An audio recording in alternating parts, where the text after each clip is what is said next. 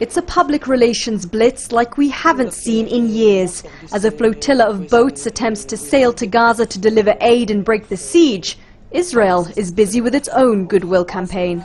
We'll do it this way, okay? At this impromptu press conference given by the army department responsible for transferring goods into Gaza, the message was simple. The flotilla is unnecessary because there is no humanitarian crisis in Gaza. According to the United Nations, 80% of the population in Gaza is poor, 60% are unemployed, 75% are insecure. Every major international organization, from Amnesty International to the Red Cross, Human Rights Watch, I can go on, has called it a humanitarian crisis. We know the database that you introduced, but I think that this is not an indication of any crisis in the street. Lie? 80%? No, it's not a lie. It's not a lie.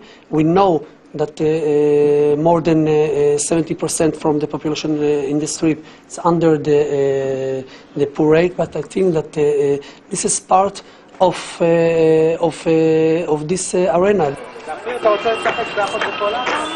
Next, journalists were taken for a tour around Kerem Abu Salim, one of the few terminals into Gaza Israel hasn't shut down.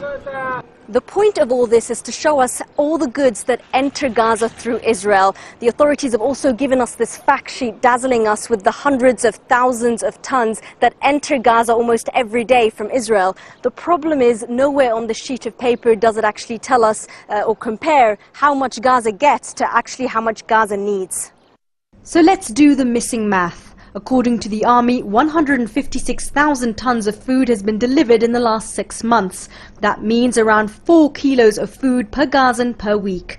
But the point is not the volume of food, but the type being allowed in, say the UN. Especially the lack of fresh vegetables and protein that's causing malnourishment. The army claimed this year they allowed 6,000 people to leave Gaza for medical reasons.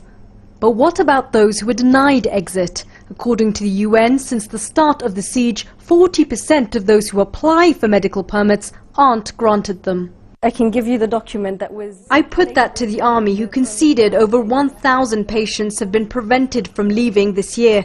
They also didn't refute the UN claim that 4 Palestinians died last year waiting for permits to exit Gaza for medical reasons.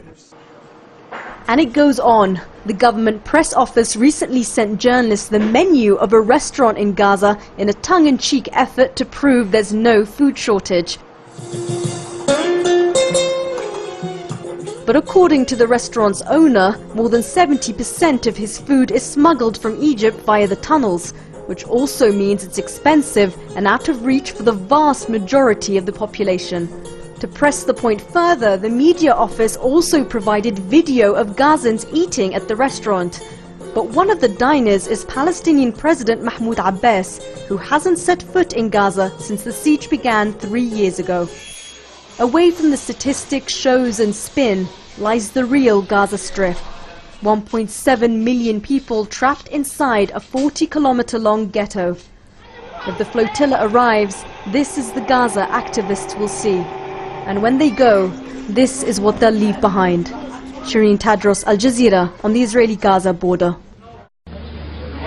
Outside Bethlehem's hospital earlier this month, Ismail Hawaja sat sick with grief.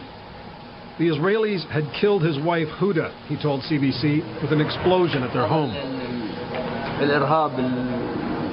As is often the case, his story of abuse by soldiers couldn't be verified.